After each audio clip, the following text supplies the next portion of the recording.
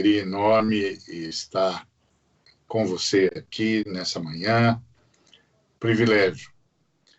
Hoje nossa pergunta é: a gente pode ser enganado pensando estar a ouvir Deus?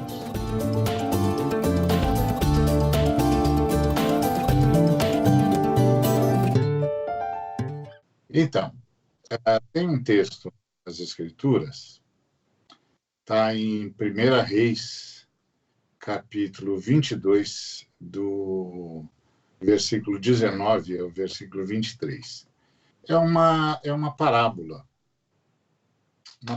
uma visão que o Micaías, o profeta, disse. Na verdade, não é que ele teve uma visão de Deus, ele usou isso para contar uma parábola e para tentar explicar para todo mundo o que é que estava acontecendo com o rei de Israel. O rei era o Acabe. O Acabe era um rei cruel, um homem que não pensava no seu povo, que vivia a prejudicar o seu próprio povo e era, assim, cruel. Não tem uma outra explicação para ele, enganado pela esposa que odiava o povo dele, inclusive. E todas as vezes que o Acabe era questionado, o grande argumento que ele usava a favor de si é que ele estava ouvindo profetas, e que eram os profetas que orientavam. E, portanto, tudo que ele fazia era orientado pelos profetas, portanto, por deferência, devia ser algo que veio de Deus, porque os profetas que falavam para eles. Aí, o Micaías, para explicar para todo mundo o que é que estava acontecendo, contou uma parábola. E nessa parábola, ele passou a ideia para todo mundo de que tinha tido uma visão. Era uma parábola que ele constrói para explicar por que Acabe era tão cruel e sempre, no meio da crueldade, ainda apelava para o nome de Deus. E ele disse: olha, ouçam a palavra do Senhor. Eu vi o Senhor assentado no seu trono e todo o exército de anjos estava junto dele, tanto à sua direita quanto à sua esquerda. E aí o Senhor perguntou: quem é que vai enganar o Acabe para que ele suba e caia em Remote o Eliade, ou seja, para que ele vá para uma guerra que ele não precisa ir e acabe ficando por lá mesmo?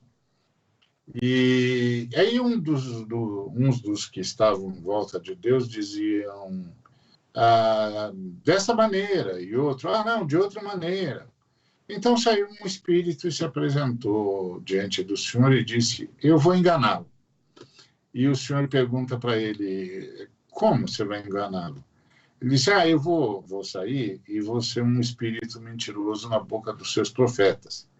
Disse o Senhor: você o enganará e ainda prevalecerá. Ok, vai e faz isso aí. E então um espírito mentiroso veio e enganou todos os profetas, e os profetas enganaram Acabe. Muita gente lê isso e diz assim: nossa, Deus enviou um espírito. Não, Deus não enviou nada. É uma parábola. Com essa parábola, o Micaías estava dizendo: escuta, rei Acabe, você está ouvindo os seus profetas, e os seus profetas estão sendo enganados pela maldade. É isso que está acontecendo. E aí eles dizem que é de Deus.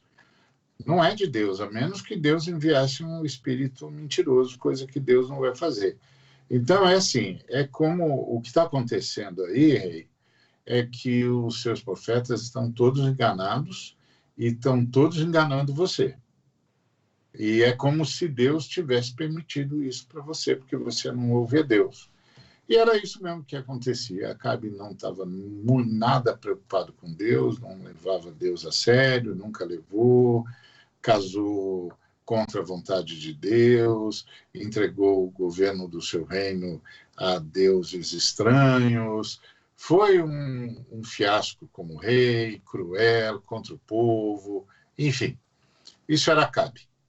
E aí todo mundo querendo saber, gente, mas por que o Acabe é tão cruel e tão pérfido e tão enganado e tão enganador? E aí o profeta Micaías, que era um profeta de Deus, contou uma parábola dizendo que o Acabe era como era, porque ele se enganava e se deixava enganar. E ele enganava. Então, ele enganava, se enganava e deixava enganar. Por isso, ele era esse mau rei, e os profetas que ele ouviam eram todos mentirosos. Tudo gente mentirosa, tudo gente que não obedecia a Deus, que não seguia o que Deus dizia, mas que jurava para o Acabe que tinha uma palavra de Deus para ele. Então, claro que isso suscitou no coração de todos os seguidores de Deus, os seguidores da Trindade Santa, desde tempos perdidos na memória, essa grande pergunta que é: a gente pode ser enganado em nome de Deus? E a resposta que o profeta Micaías deu foi: pode sim, pode sim. Se você não prestar atenção nos valores de Deus, nas orientações de Deus, nos ensinos de Deus, você fica propenso a ser enganado, e aí você desculpa a sua consciência, fingindo que aquilo lá era de Deus, ou se deixando enganar por falsos profetas, porque eles dizem o que você quer ouvir. Então, esse é um quadro que todos os pregadores e pregadoras, todos os que seguem a Deus, trazem sempre no coração como uma lembrança constante de que a gente pode ser enganado pensando estar fazendo a vontade de Deus e não está. Aqui no Brasil, a gente está assistindo isso. O presidente da República, o tempo todo, invoca Deus enquanto governa do jeito que está governando e assiste a morte campeando todos os rincões do Brasil. E ele está cercado de profetas, está cercado de falsos profetas, igualzinho o Acabe. E por que a gente sabe que são falsos profetas? Porque os falsos profetas o apoiam nas coisas mais ignominiosas, as coisas mais escandalosas, como, por exemplo, o apoiam quando eles usam dinheiro que devia estar comprando vacina, e aí ele é acusado de usar esse dinheiro para comprar políticos para ganhar a eleição na Câmara Federal. E os falsos profetas que o acompanham o apoiam, o aplaudem e ainda fazem reunião de oração, dizendo a Deus para Deus abençoar o presidente que está sendo acusado de desviar dinheiro que era para salvar vidas, para comprar o Centrão, para ele ter o líder que quiser na Câmara Federal, para ele não correr o risco de sofrer impeachment. E os profetas dizem que ele está certo e que é isso mesmo. E, em outras palavras, os profetas apoiam o desvio de dinheiro, apoiam a corrupção, apoiam a compra de votos para mantê-lo longe da possibilidade do impeachment. E basta lembrar que só pedidos de impeachment contra o presidente tem mais de 60. Mais de 63, 64. O impeachment que a gente apresentou para ele, os religiosos cristãos, já era de número 62 ou 63. Então, agora ele está garantido, porque o novo presidente da Câmara, se o antigo fechou o mandato dele com chave de lata, não é? Porque ainda enferrujada por lágrimas de crocodilo, porque nunca um homem perdeu tanta chance de mudar a história como o ex-presidente da Câmara perdeu, nunca um ser humano perdeu tanta chance de registrar o seu nome na história, de fazer um nome na sua geração como o ex-presidente da Câmara perdeu. Então, se esse ex-presidente, que ainda podia ter aceito um dos pedidos de impeachment, não aceitou e acabou jogando a sua história no lixo da vida, da existência, esse novo presidente, então, está comprometido com o presidente da República. Então, esquece. E tudo isso aconteceu por quê? Tudo isso aconteceu, segundo acusações, porque dinheiro foi desviado, deputados foram corrompidos e os pastores, e houve pastores e evangélicos que apoiaram isso e ainda saíram orando, pedindo a Deus que apoiasse a corrupção. Essa é a acusação que paira sobre todo esse processo. Enfim. William, o que você pode nos dizer sobre uma coisa dessas? Inclusive, alguns outros absurdos que a gente pode falar daqui a pouco. Bom dia, Ari. Bom dia a todas e todos que nos acompanham aqui pela Rede TVT. Um privilégio, mais uma vez, estar com vocês aqui. Estamos juntos. Ari, a situação realmente... Ari, amigos, a situação realmente tem estado complicada nos nossos dias. Nós sabemos que cada parlamentar tem direito a uma verba para direcionar as suas bases eleitorais. São as chamadas emendas parlamentares, né? Quem sabe também que é um assunto polêmico, não só pelas barganhas que são feitas com relação a isso, mas principalmente por não ser raro os escândalos de corrupção ligados ao uso desses recursos públicos. Só que o que aconteceu nessas eleições da Câmara e do Senado foi que o governo Jair Bolsonaro, além dessas verbas que os parlamentares têm direito, liberou especificamente para 250 deputados e 35 senadores cerca de 3 bilhões de reais em recursos extras, além daquelas verbas, recursos extras, através da Secretaria de Governo. E tem um agravante nisso, que nesses 3 bilhões de reais estão incluídos os chamados recursos extras orçamentários, que são assim chamados lá na casa que deveria ser do povo. O que são esses recursos extras parlamentares? São repasses do orçamento da União que não são rastreáveis por mecanismos públicos de transparência. Funciona mais ou menos assim. Os valores são repassados a prefeitos, que são indicados por deputados e senadores, sem que o nome do parlamentar seja carimbado, como ocorre com a emenda parlamentar tradicional. Dessa forma, se houver algum tipo de irregularidade na aplicação dos recursos, não é possível saber se há algum envolvimento do parlamentar que direcionou a verba para essa determinada obra. E nós sabemos que tudo isso está ocorrendo com o Centrão, que desde a chamada sua inauguração, em 87, tem como lema um escárnio. Do escárnio da frase do São Francisco de Assis, que diz que melhor é do que receber. Só que nós sabemos, a compreensão é clara, que o dar aqui é compartilhar com aqueles que necessitam, os vulneráveis, com a ideia, né, bíblica, a ideia cristã de que aquilo que eu tenho não é meu, mas sim eu sou um mero administrador para benefício de toda a humanidade. Porém, o que nós vemos hoje é simplesmente a palavra, não é outra, é corrupção. Corrupção.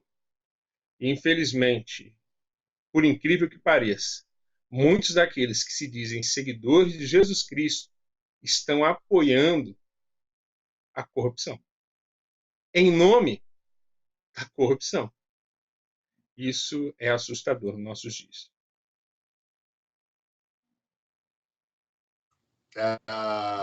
Essa tem sido uma pergunta que durante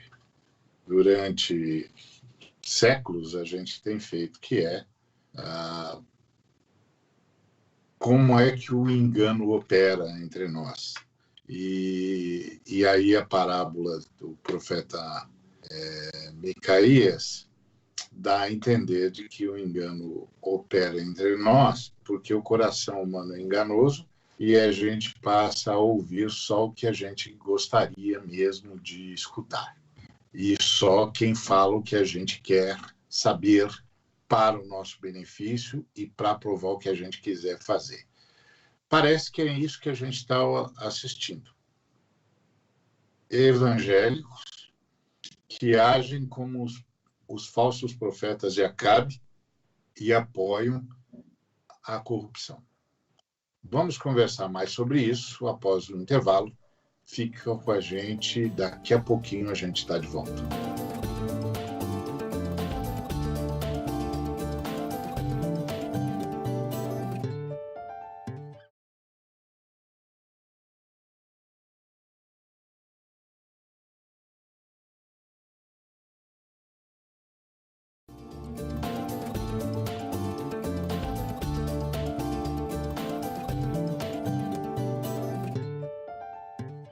Muito bem, estamos de volta com o programa Daqui para Frente.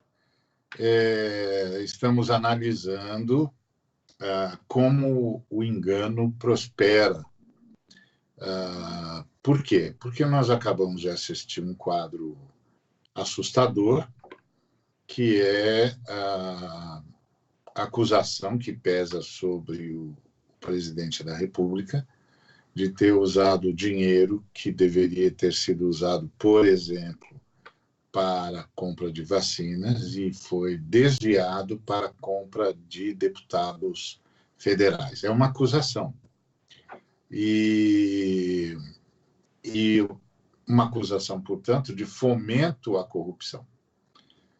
E o estarrecedor é saber que houve evangélicos que não só apoiam o presidente da República, o que até então é só uma opção política, mas apoiaram também esse ato de corrupção, inclusive entre os acusados de terem sido corrompidos por esse dinheiro, está um número considerável de deputados e deputadas que são tidos como evangélicos, que participam da chamada bancada evangélica.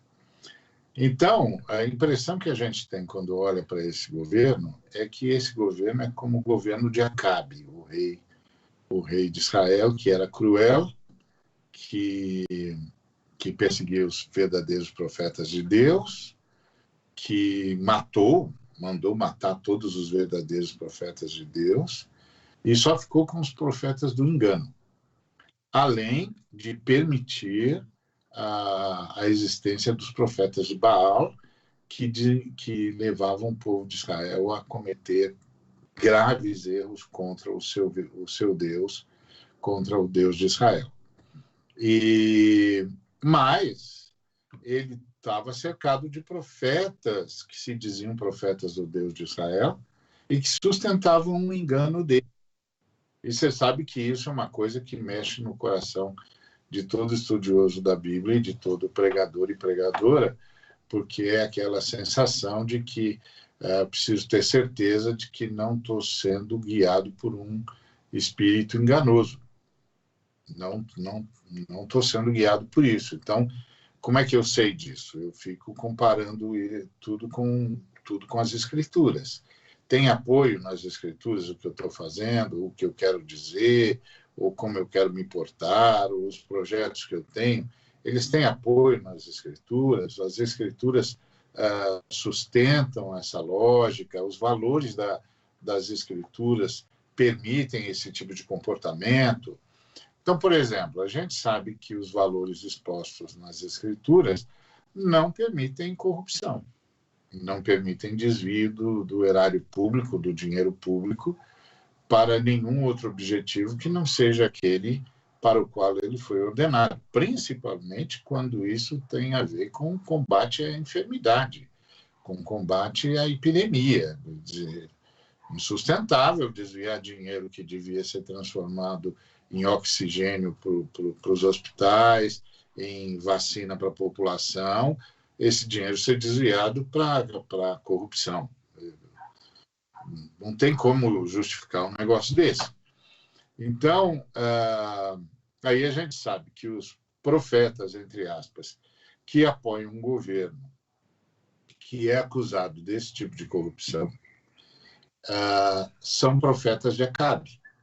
Isso é, são profetas que mentem deliberadamente para apoiar um rei cruel que mata o seu povo. Ou seja, o rei Acabe era essa personificação do mau governante que agora a gente vê nessa pessoa que governa o executivo do Brasil. Muito bom, William. Que reação a gente tem de esperar da igreja, da Igreja de Cristo, né? Esse povo que se diz Igreja de Cristo, que postura a gente tinha de ter? E você precisa lembrar também de algumas agravantes, né? Por exemplo, a irmã que é acusada de ter matado o seu marido, agora é titular da Secretaria da Mulher, da Câmara Federal. Uma outra senhora que várias vezes confessou não concordar com a Constituição foi indicada para a Comissão de Constituição e Justiça, que é a comissão mais importante da Câmara Federal. Como é que a gente explica tudo isso, William, com apoio de evangélicos? Como a gente explica isso? Ali, só primeiro uma observação, nesse caso da Flor de Lis, né? Parece que já explicado que todas as mulheres do Congresso elas têm direito a essa cadeira, mas ela realmente não concorre. Não há, pelo menos isso, eles não foi um ato de ordenança, né? Pelo menos isso. Mas assim, a associação dos evangélicos com esse governo tem realmente jogado o evangelho na lama. Já está custando muito caro ao testemunho da igreja nesse país. A pergunta que eu faço para você, meu irmão, para você, evangélico, como vamos proclamar o evangelho de Jesus Cristo se não há coerência entre a prática e o discurso? Como vamos exercer a função profética de consciência do Estado se a sociedade tem a percepção de que estamos alternando a posição de senhores e servos do governo com o objetivo espúrio de impor nossas crenças? Como vamos falar do príncipe da paz se a sociedade nos viu fazendo arminha? Como vamos falar do perdão de Deus se integramos o Estado? Aliás, se nós estamos integrados a um estado da sociedade que advoga a tortura e exalta torturadores. Como da misericórdia de Deus, se em nome de Deus nós excluímos e perseguimos as minorias? Vamos metralhar? Como vamos falar do novo nascimento se a sociedade ouviu dos nossos lábios que bandido bom é bandido morto? Como vamos falar de amor se somos cúmplices de um discurso que torna o ódio uma virtude? Como vamos falar de Jesus Cristo à sociedade se o relacionamos com este homem, fala tão polida, né, como vimos aí em manifestações num churrasco, que chamaram, mais uma vez escarnecendo, aquele ambiente de ceia do Senhor? Irmãos, a corrupção que houve na gestão do governo do Partido dos Trabalhadores não pode ser utilizada como carta branca para o atual governo fazer o que ele quiser, não pode ser uma carta branca. Como é que a gente chegou a isso? Nós precisamos nos arrepender e reconhecer que tem algo errado. Tem algo errado com a nossa teologia, tem algo errado com o nosso discipulado, ou com a ausência, né, do discipulado. O fato é que hoje a igreja evangélica no Brasil precisa pedir perdão. Pedir perdão e voltar ao evangelho.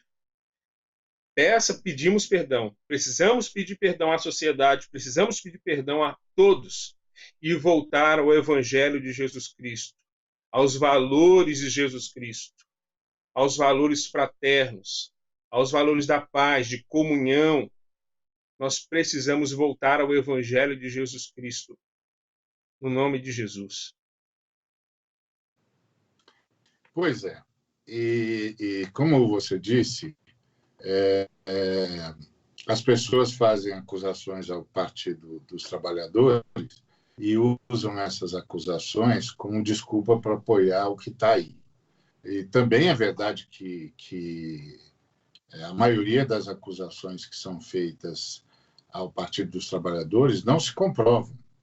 Não se comprovam.